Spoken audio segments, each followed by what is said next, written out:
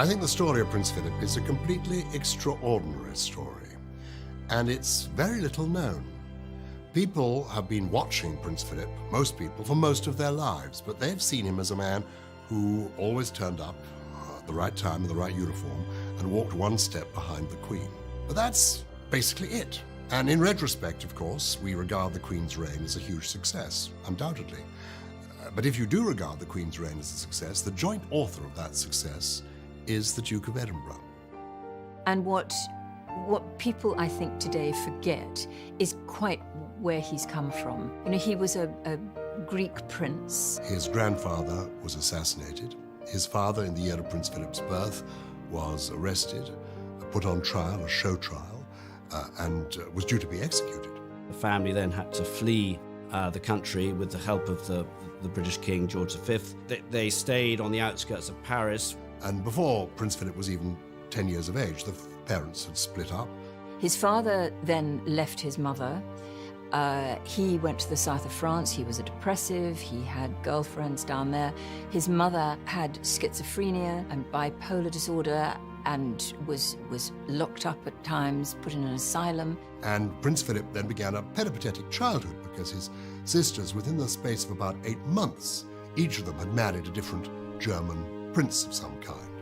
And so Prince Philip then spent his childhood traveling between his relatives in Germany. That became more difficult with the rise of Nazi Germany, and in England. He was sent to Cheam Prep School initially in England, and he was there till he was 12.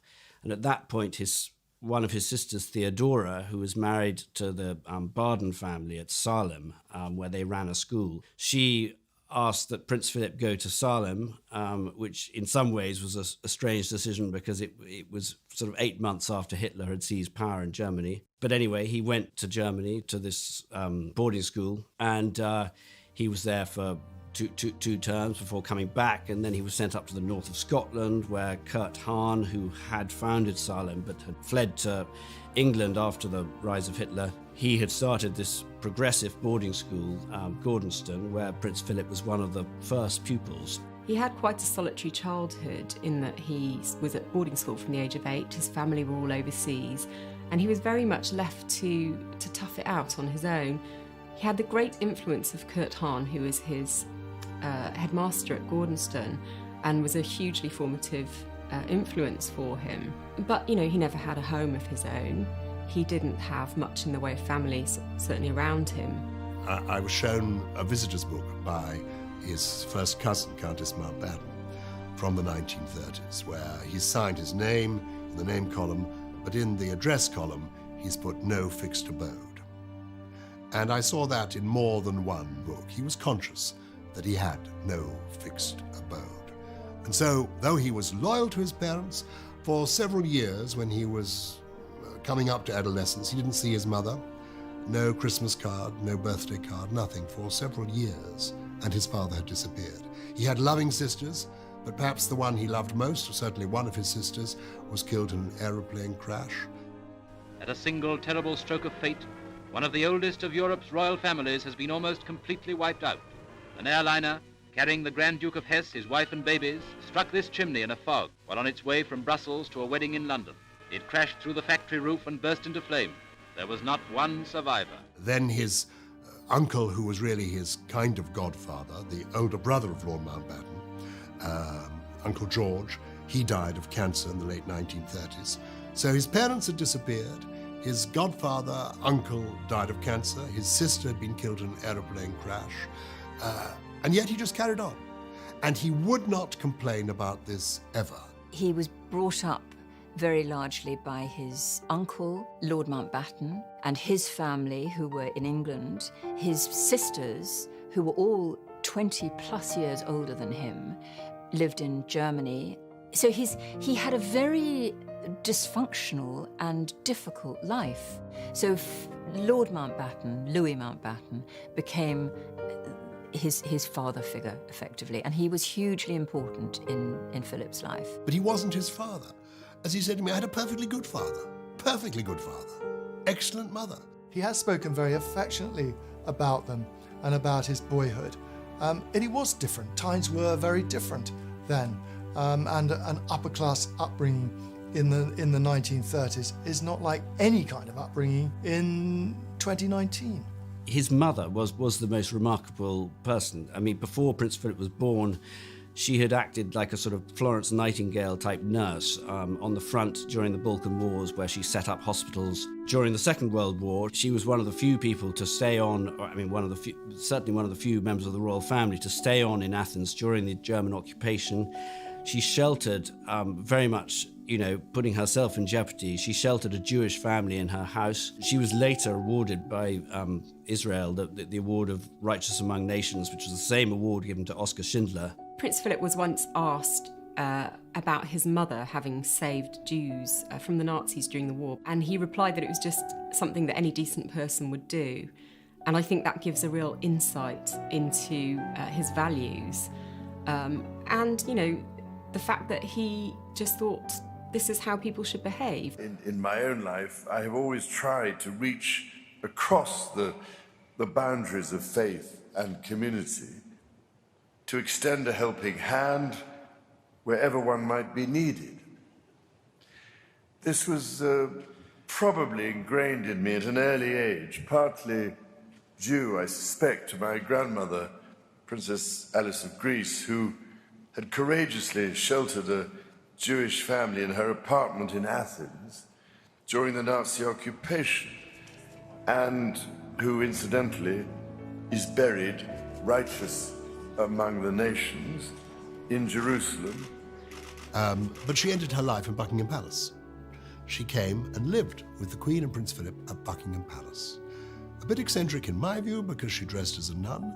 They knew when she was walking the corridors of Buckingham Palace because her staff told me we could smell the woodbines in the corridor. She would walk along the corridors of Buckingham Palace, drawing on her woodbine, dressed as a nun. I regard that as a bit eccentric, but Prince Philip regarded it as just his mum.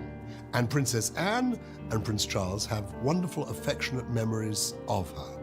So Prince Philip's view is, yes, his parents split up. Yes, it was a difficult time in Europe, but he went to a good school. He'd been to a good school in Germany. He had a good, loving family. He just got on with it. That was his view of life. He just got on with it. It was probably because of Mountbatten that Philip went into the Navy. There was a great keenness that Prince Philip would go into the Navy, although initially he had been keen to go in the RAF. He said that the real passion of his life had been flying.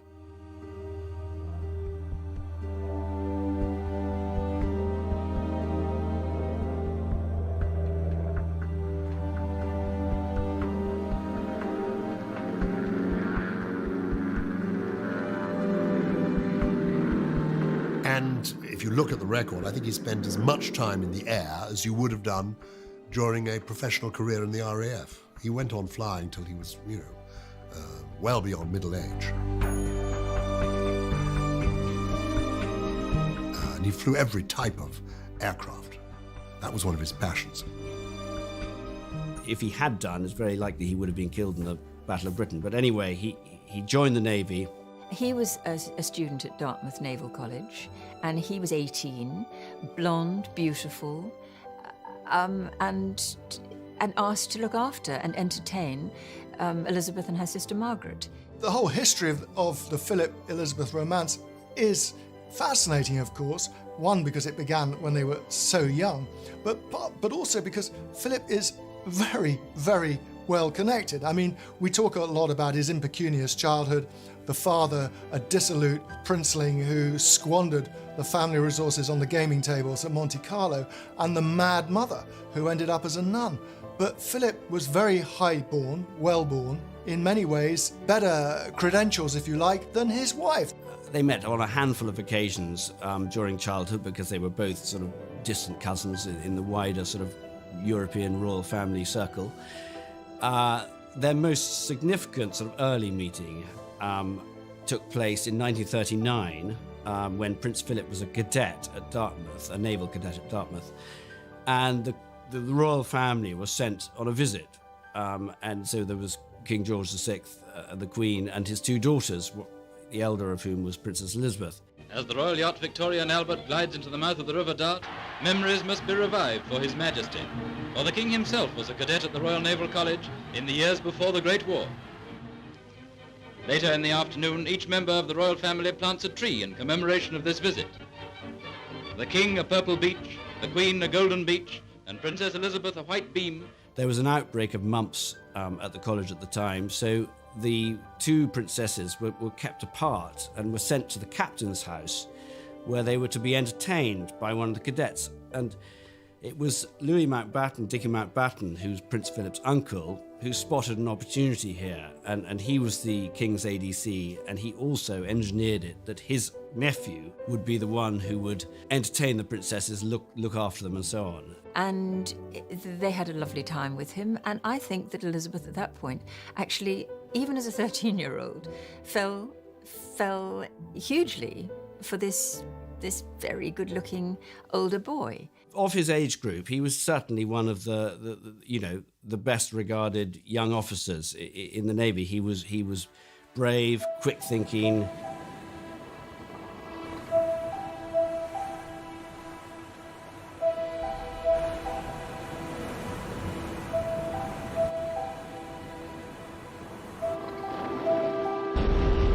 Serving in the Second World War with distinction, mentioned in dispatches, being at the surrender of Japan.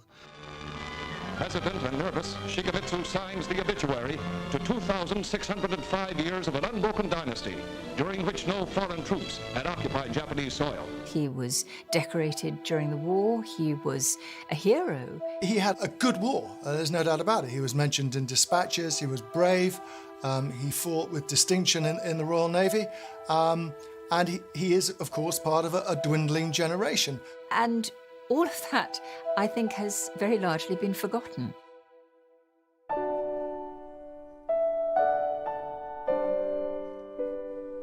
And it wasn't actually until about 1943 when he stayed at Windsor during the war.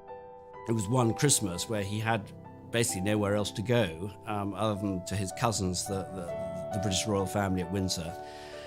And there it was observed that there was a definite flirtation going on between the two of them.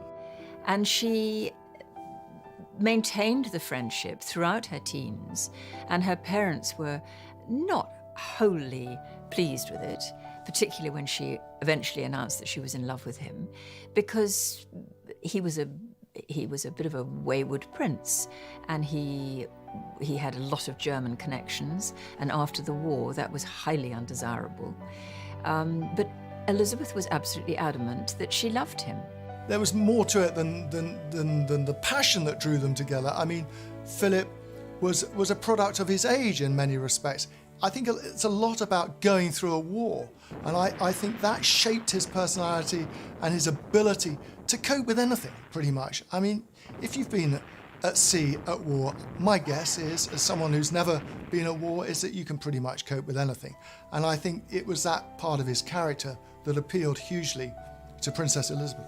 Lord Mountbatten was a notorious marriage maker, and there's no doubt at all that he was excited by the possibility of his nephew, Prince Philip of Greece, becoming the consort to the potential Elizabeth II, Queen of England. But Prince Philip himself always denied that Lord Mountbatten was a marriage broker of any kind. Aerodrome, our cameraman meets Princess Alice of Greece. The princess is the mother of Lieutenant Philip Mountbatten, formerly Prince Philip of Greece. She has come to stay with her mother, the Dowager Marchioness of Milford Haven. Before leaving Paris, Princess Alice refused to confirm or deny the possibility of a marriage between Philip and Princess Elizabeth. The King and Queen, they were won over because although he was boisterous and a little bit cheeky, and he had plenty of sort of appealing sort of traits that he liked, he admired his forthrightness, his courage, his plain speaking. When Prince Philip and Princess Elizabeth became engaged, the question came about, what are we going to call him? You know, he's going to cease to be Prince Philip of Greece because he's going to assume British nationality. And he had to have a name. What would the name be? Of course, he was born with the Danish royal family name. His father was of that descent, and that was Schleswig-Holstein, Sonderburg-Glucksburg, was hardly going to go down very well with the British public so soon after the war. So it was decided that a better name for him to take would be that of his mother's family. They chose the name Mountbatten because it had a British ring. Though, of course, until the First World War, the family name had been Battenberg, but it was now Mountbatten. So they took this name, even though it was the mother's side of his family rather than his father's side. That became the family name. Prince Philip was happy with that, and he married as Philip Mountbatten, and ceased to be a Greek prince, and indeed he says he didn't become a British prince for 10 years. And now they are man and wife. The princess had been in the abbey for nearly an hour. What followed the service was the ornate pageantry of a state occasion. It showed that this was no ordinary wedding, but that of a king's daughter. During the early years of their marriage, they lived in Malta, and that was where he was stationed, and that was always said to be, their happiest time. The Queen, though she was performing duties, was leading the life, an almost normal life, almost like the young married naval couple, like normal naval people, as normal as you can be if you're a member of the royal family.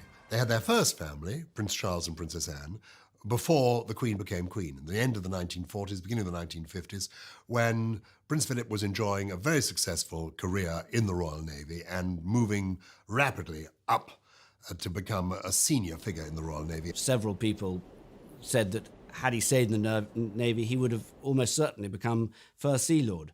Lord Lewin, who was a colleague of his in the Navy and went on to become the head of the Navy, said that Prince Philip would undoubtedly have become the head of the Navy and indeed possibly of the whole armed services, as his uncle, Lord Mountbatten, had done. That would have been impossible. The press would have said it was nepotism, it would never have happened.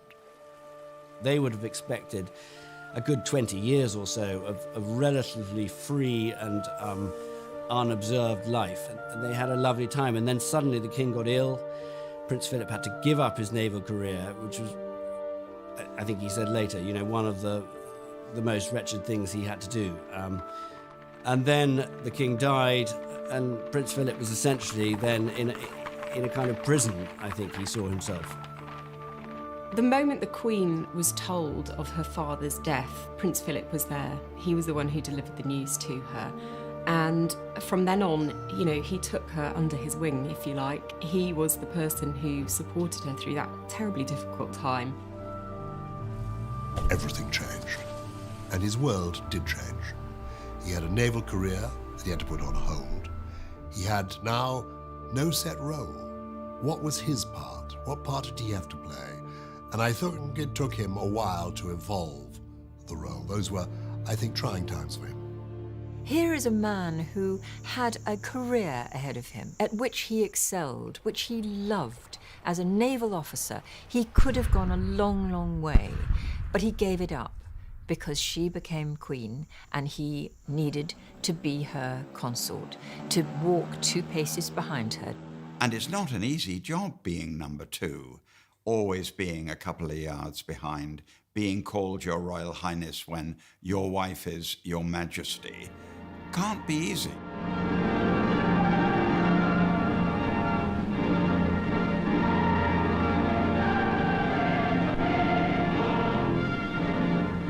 The Queen moves to her chair of estate, assisted by her 6 maids of honor.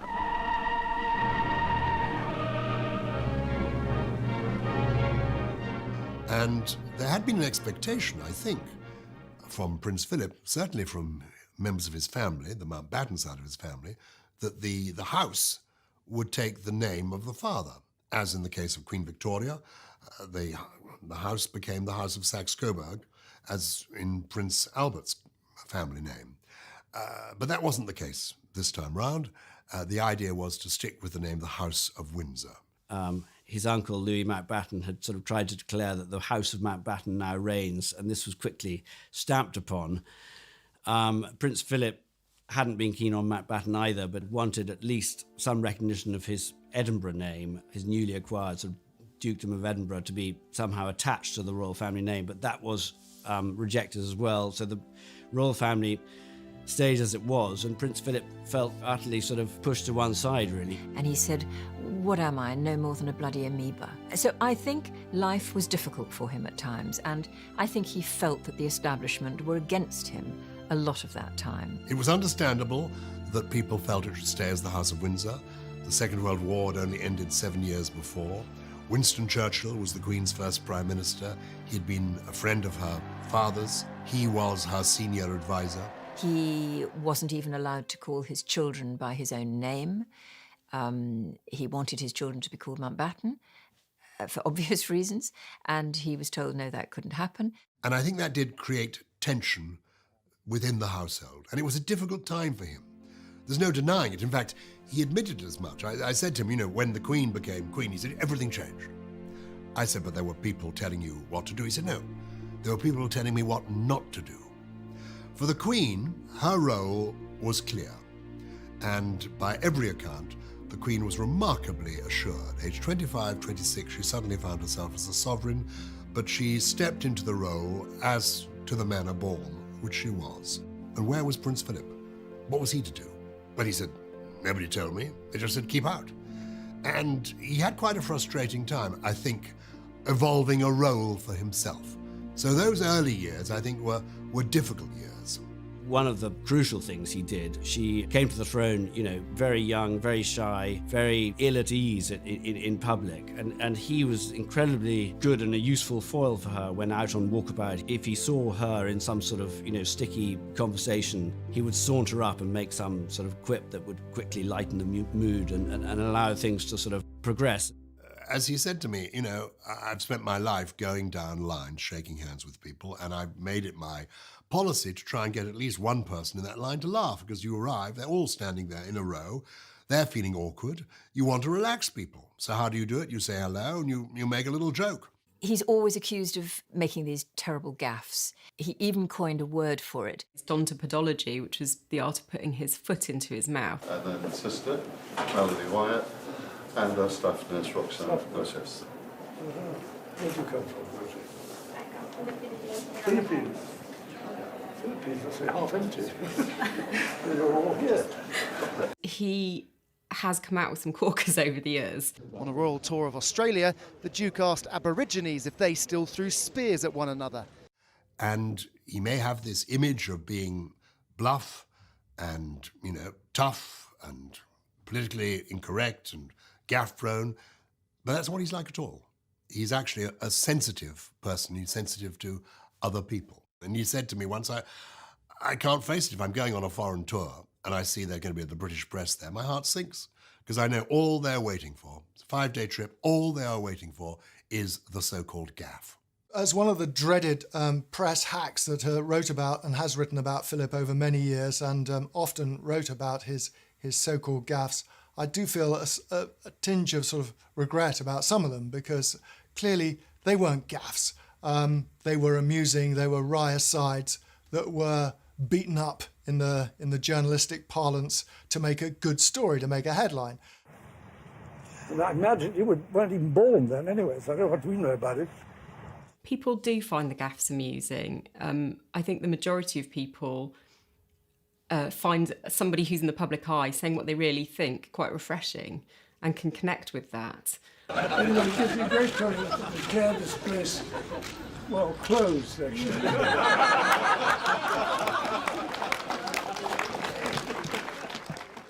And I honestly don't think that in all those gaffes that he supposedly made, that he really offended anybody.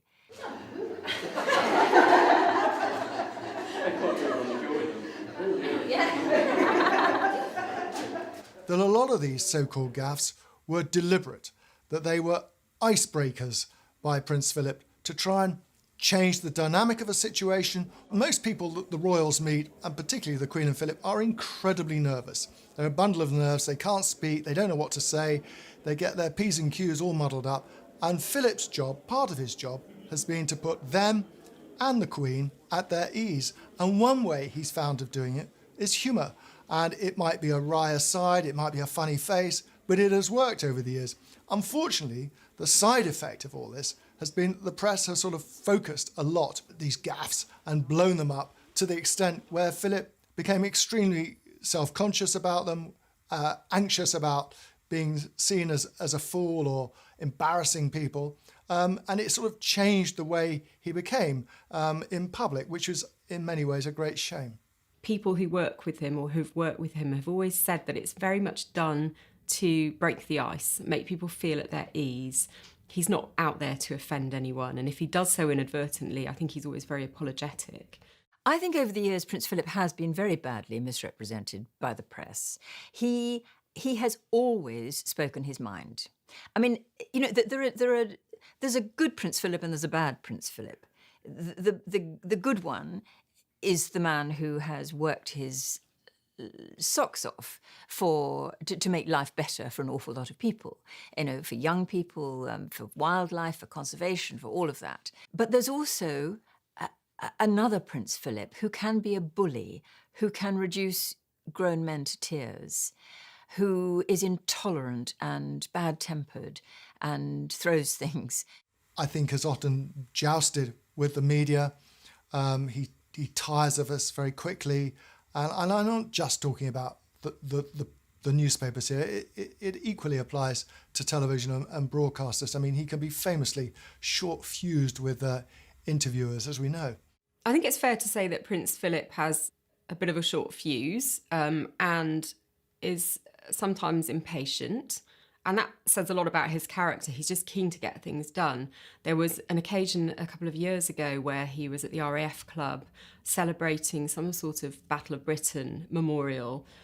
He was with the Duke of Cambridge and the Earl and Countess of Wessex, and they were all lined up in uniforms, looking very smart, ready to have a photograph taken.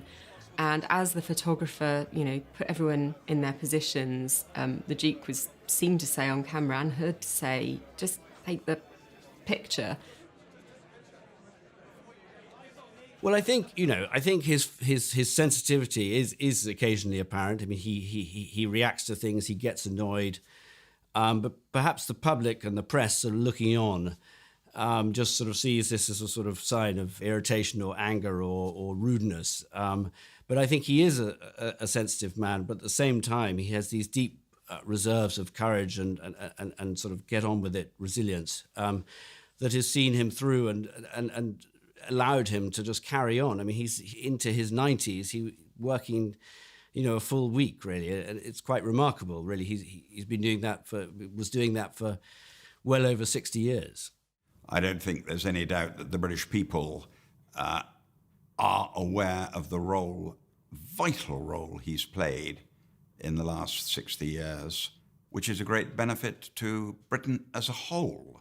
There have long been rumours that Prince Philip was unfaithful to the Queen and that he had a series of girlfriends. As with anyone in the spotlight, there have been rumours of dalliances over the years, but it's always been heavily denied by not just the palace, but also the glamorous women involved. And I think it's very easy for anyone, you know, who's photographed alongside someone to be made the subject of gossip. Prince Philip was bedeviled by people writing stories about him as a ladies' man. Partly, I think, because he was so incredibly good-looking. I mean, he really was, a sort of Greek god, people described him as. And if you see pictures of him as a young man, you can see he was devilishly handsome. There have been mutterings about he was too good-looking, too blonde, and he's almost certainly going to stray. That was one of the most famous quotes of all. One of the royal private secretaries made this famous remark that he probably won't be faithful.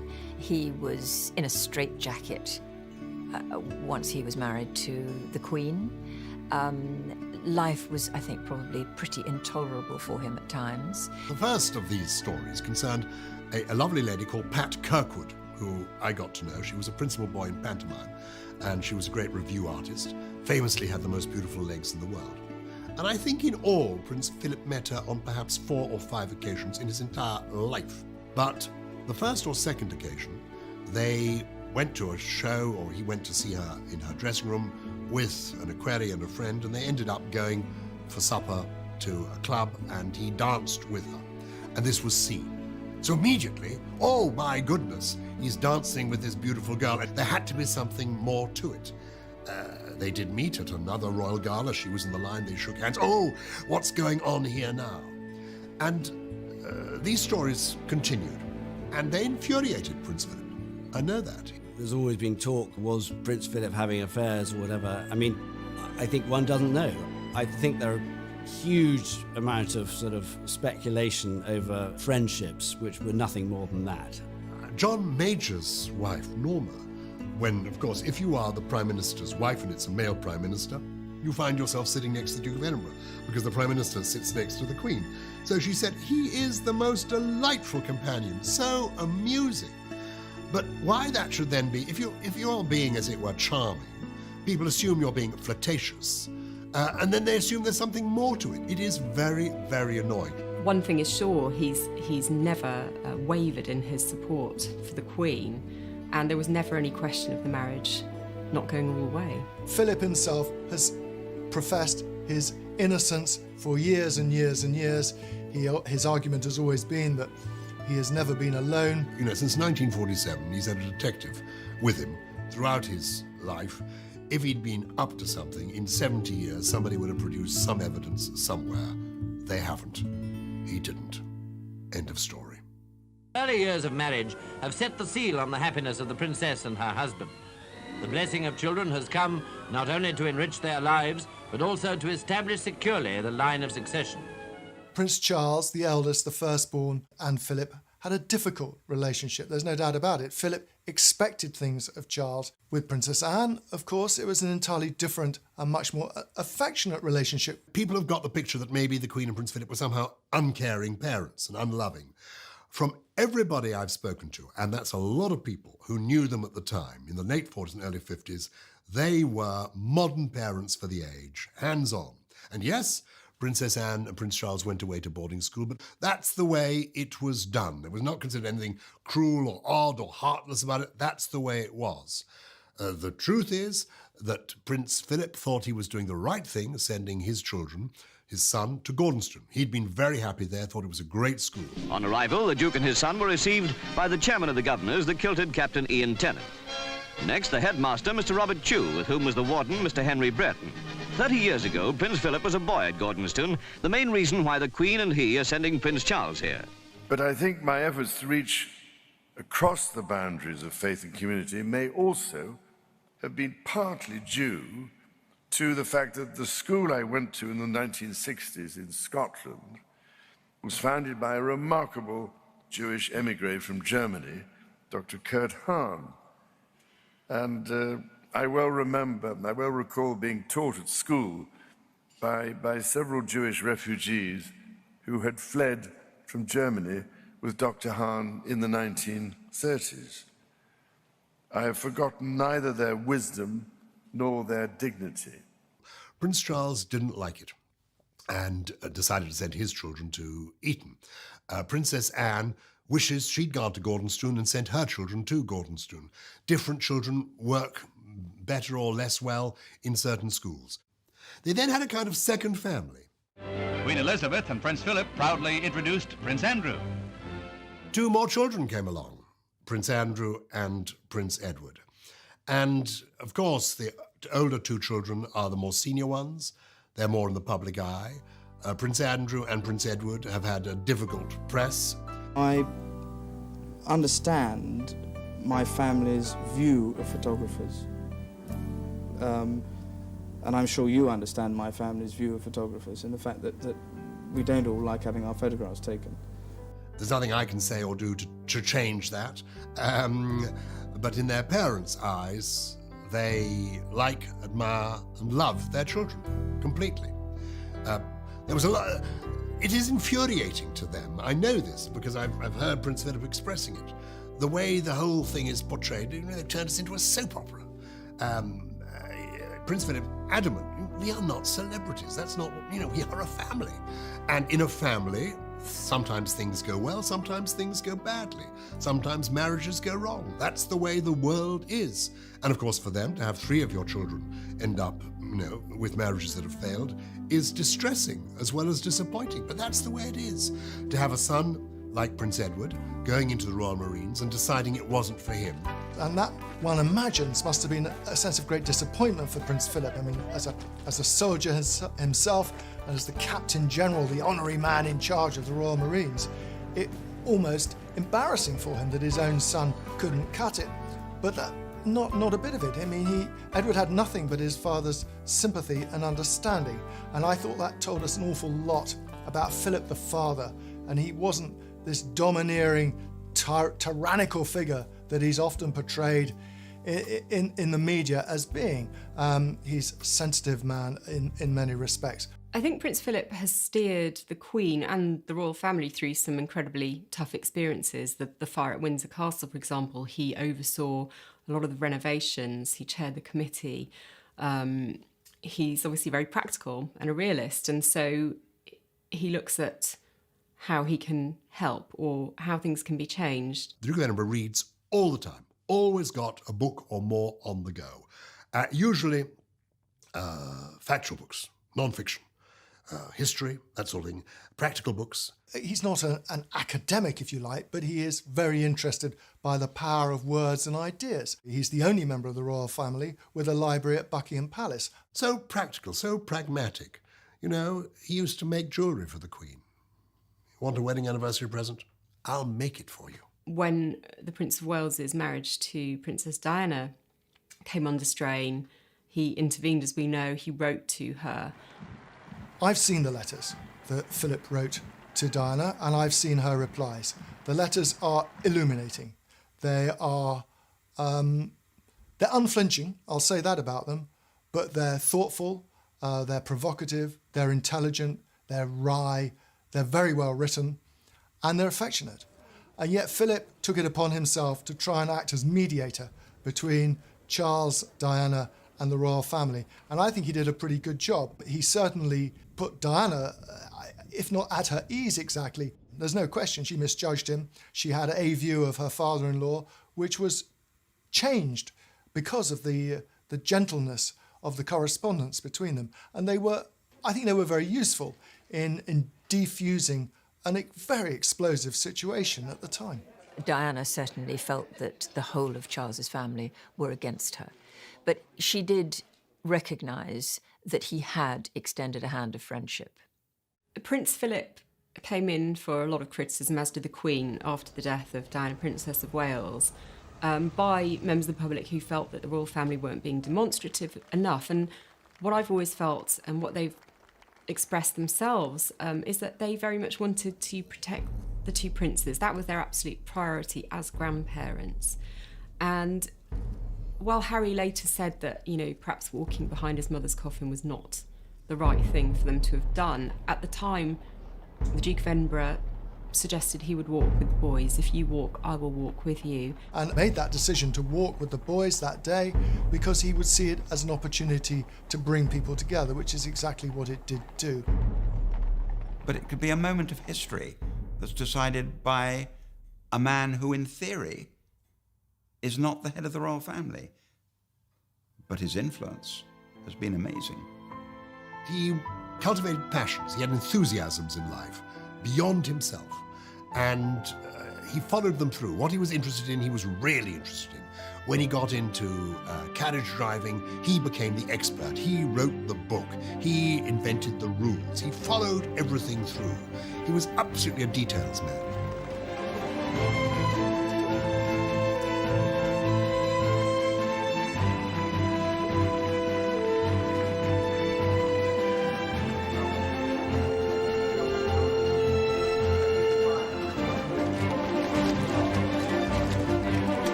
In the late 40s and early 50s, which was of a very current interest both in America and here, was the interest in UFOs and sort of people from other planets. And Prince Philip had several equerries which he would send out from Buckingham Palace to interview people who had had sort of close encounters. And the more interesting ones, or the ones that they felt needed more inquisition, would be brought back to Buckingham Palace and be interviewed by Prince Philip himself, because it was felt that the presence of royalty would sort of act as a sort of truth serum and help to flush out whether in fact they were telling cobblers or not. Lots of people have talked about Prince Philip having godlike qualities, certainly looking like a Greek god in his youth. But one of my favourite stories about him is that he is considered to be some sort of deity in the South Pacific nation of Vanuatu, which revered him so much after his visit there with the Queen in the 1970s that he became the focus of a cult-like religion where some villagers decided that he had been a descendant of their spirit ancestors, and I believe the Prince Philip movement may still be in existence, and I think he perhaps over the years has continued to stay in correspondence with people on the island. Prince Philip carried out more than 600 solo trips overseas, and I think while he was never really able to interfere in politics, he has played a very important, if quiet, diplomatic role over the years. He, when the Queen was unable to travel, would go and visit countries, obviously while there would meet heads of state, other senior figures, and he no doubt did a lot to foster good relations within the Commonwealth. There is a point at which that the world will not support the major species like ourselves. I mean, it will collapse, and what will happen, I imagine, I don't know. It's a terrible thought that millions of people will go without food, millions of people will go without water. You know, he has been a fantastic modernizer, a fantastic campaigner for wildlife, for conservation, for young people, for playing fields, open spaces. I mean, there are many, many things issues that he has got involved with and championed. Where he has managed to find satisfaction in his life, because he's measured it out with handshakes, small talk, going down lines, opening buildings, unveiling plaques. That's the life of a royal. But he has had the individual satisfaction of various projects in which he's been involved. The Duke of Edinburgh's award scheme is, of course, the most famous. It has touched the lives of millions of people around the world. That is a great legacy. It's difficult to explain that it's not a new idea. I mean, people have been doing this with young people, but everybody's had to invent it. It's like reinventing the wheel in every school and every. What this has done is provided the parameters, has provided the comprehensive conditions, and the standards you have to reach are set by the governing body of each individual interest, so they know what they're talking about. Whereas before, people tended to set their own parameters and their own conditions. Now they're set by people who know what they're talking about, know what is possible. But there have been other things that he has done that people haven't noticed. He's had a Commonwealth conference taking place every few years since the 1950s, where thoughtful people have got together and tried to worry through a problem. So there are all these interests that he had that are beyond the public domain. He's been involved with something like 800 organisations over the years. Philip was not just a figurehead for all these charities and organisations that he was associated with. He really, really put in the legwork. I mean, I remember when Ascot, the racecourse, was being redeveloped, the developer and the architects, they knew that they had a problem with crowd management in one small area, and they absolutely couldn't work out how to solve it. But they thought, well, we'll show the day had come, we will present what we have. And the Queen and the whole party looked at this presentation, and at the end of it, Prince Philip very quietly said, of course you realise you've got a problem with crowd control just in that point. And he had picked up the very thing. It was a tiny point, a tiny piece, but he had picked it up. And his attention to detail has been extraordinary. All the societies and organisations he's worked with have said exactly the same thing. He's not just a figure on the notepaper. Tolerance is the one essential ingredient of any happy marriage. It may not be quite so important when things are going well, but it is absolutely vital when things get difficult. And you can take it from me that the Queen has the quality of tolerance and abundance. Tolerance was the key to the success of their marriage. And my goodness, I'm sure that over the years, each one has had to be tolerant of the other. Yesterday, I listened as Prince Philip spoke at the Guildhall, and I then proposed our host's health. Today, the roles are reversed. All too often, I fear Prince Philip has had to listen to me speaking. Frequently, we have discussed my intended speech beforehand, and as you will imagine, his views have been expressed in a forthright manner. He is someone who doesn't take easily to compliments, but he has quite simply been my strength and stay all these years. And I and his whole family, and this and many other countries, owe him a debt greater than he would ever claim, or we shall ever know. The influence a person has, not the power, the influence. If you're talking to the monarch regularly, and she's listening, she hears what you say. She hears what the Prime Minister says. She hears what her advisors say. But there's this man giving his opinion.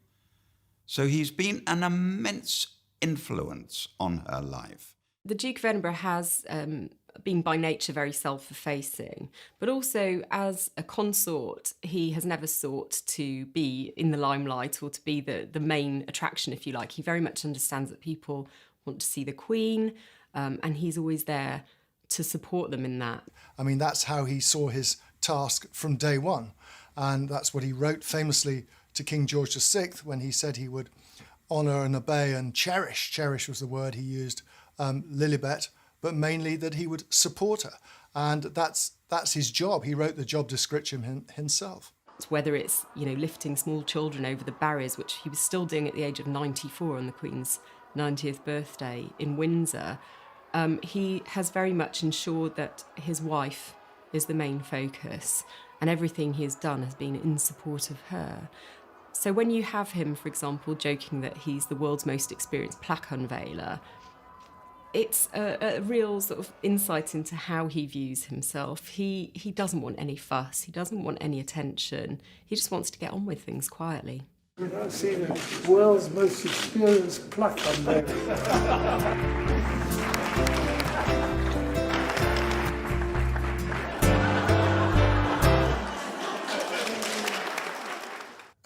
Once toward when he was getting on quite a bit, somebody on a foreign tour accused him of nodding off during a presidential visit. And he said, yes, possibly while the president was speaking, but not while Her Majesty was speaking, I assure you. He never failed the Queen, simply never failed the Queen. Our number one institution may not have been so solid and have lasted quite in the way it has without that great support that he gave his wife. History will principally regard him as this sort of vital supporter of the Queen. He was this Greek god of a man. He is a matinee idol in his own right. With an incredible life story to tell. The man who props up the monarchy. He had enthusiasms in life, beyond himself. All-action hero who made people laugh. Prince Philip was a big character. He was absolutely a details man. Queen said, that this country and many others owe him a debt of gratitude. There have been sort of wobbles along the way, but he, essentially now, you really can't sort of fault him, the service he's sort of provided. And I think without Philip, Queen Elizabeth would have been a lesser monarch and we'd have been the poorer for it. I think life without Prince Philip will be a very dreary place.